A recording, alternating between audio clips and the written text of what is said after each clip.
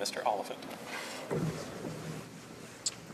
Resuming debate, the honourable member for Richmond Hill. Thank you, Mr. Speaker. Mr. Speaker, it pleases me to speak in the support of Bill S-201, the Genetic Non-Discrimination Bill previously introduced in the Senate. I begin by thanking my colleague, the member for Don Valley West, for bringing this important bill to the House. Mr. Speaker, at the end of this speech, there will be 4 key takeaways. I will highlight some of the benefits of genetic testing. It's important for preventing life-threatening diseases, and its critical contribution to scientific research and innovation. I will then show how discrimination can hinder these benefits due to the lack of protective legislation. To avoid repetitiveness, I will not speak directly about what specific legislative changes this bill seeks to make, as this has already been eloquently covered by my other colleagues. Mr. Speaker, in the 21st century, we have at our disposal highly advanced mechanisms to extract information and to further our knowledge.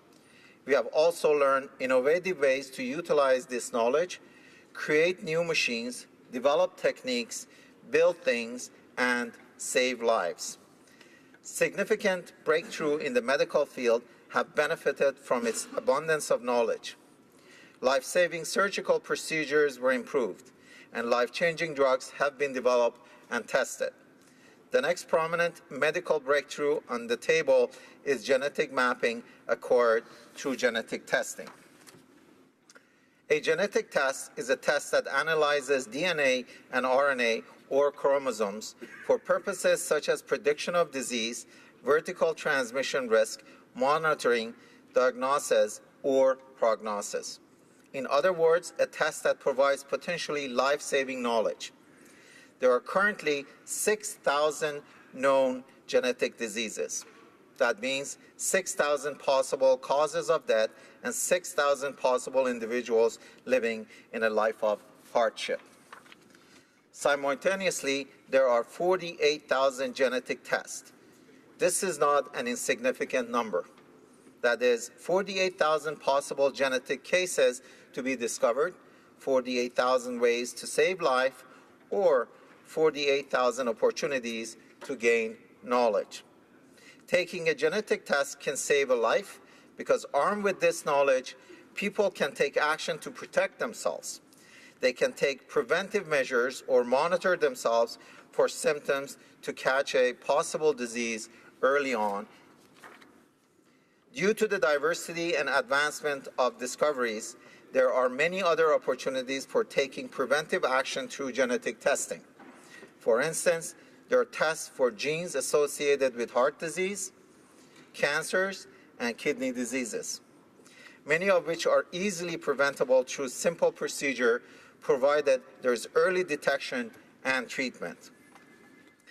Monitoring and treating at an early stage would likely save an individual from having to go through tedious medical treatment procedures, hospitalization, medication, and hardship. I can go on and on about the many diseases that can be prevented with having early knowledge of an individual's genetic makeup. I won't. But the main takeaway is that research about the benefits of genetic testing to saving lives is certainly not lacking.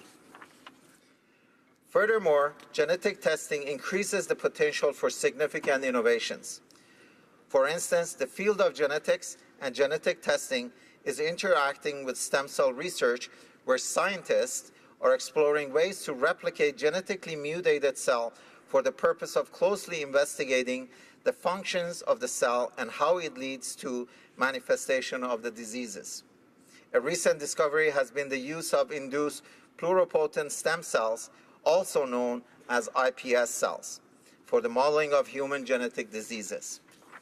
I'm neither a doctor nor a medical practitioner, but what I know for sure is that scientists are on the verge of understanding genetic diseases by replicating their functions. They're doing that by using stem cells.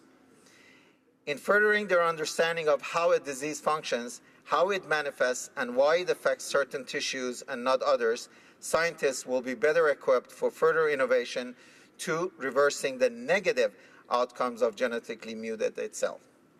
I can easily imagine a world where individuals with a genetically muted gene or an inherited genetic disease will no longer be affected by the gene simply because scientists have found a way to neutralize the negative impact of the disease. I may be getting ahead of myself here. It may be just wishful thinking, but one thing is for certain. Science, research, and innovation will always find a way, and I strongly believe in that. But in order to gain ability to conduct the research, scientists need to conduct genetic testing. They need to be able to collect large samples of genetically muted cells to validate their finding. And this is where the problem emerges in Canada. In Canada, there are strong gaps in the legal system where individuals that take a genetic test would likely suffer unnecessary consequences. Canadians that cannot be sure they will be protected by the law have chosen to forego undertaking genetic testing. They have chosen to give up on the knowledge and understanding of their genetic heritage. They have chosen not to participate in clinical trials for the purpose of furthering medical advancement and possibly curing genetic diseases. What I'm referring to here are the gaps that will be addressed when we pass S-201. These gaps, if not closed, will allow for individuals to be subjected to discrimination. The gap in Canada Labour Code where employees are not protected from being fired or refuse employment based on the result of a genetic test. The gaps in Canadian Human Rights Act that does not recognize genetic discrimination as a violation of Canadians' human rights. The gap that do not protect an individual from being discriminated against before receiving a good, services, or entering into a contractual agreement. The gap that do not protect individuals from being forced to take or disclose the result of genetic tests.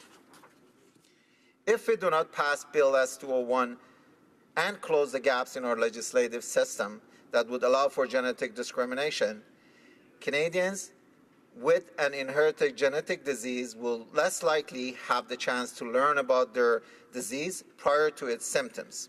Canadians will be fearful of losing their employment through coercion. Our medical and scientific research will likely suffer from having limited test subjects who fear that participating in a breakthrough clinical trial would lead to discrimination in other areas of their lives. Bill S-201 does not seek to introduce newfound laws. It does not seek to change Canadian values. Bill S-201 simply seeks to close the current gaps in our legislative system and to align our values with our legislation. If our values are not perfectly embodied in our laws, how can we ensure this continuity? Mr. Speaker, Canada must close the legal gaps with regards to genetic discrimination. I strongly believe that this bill will provide Canadians with much-needed protections with no insurmountable ramification. I encourage my colleagues in this House to closely consider this bill, consider its positive impacts on Canadian society, and to vote in its favour. Thank you, Mr. Speaker. Before we go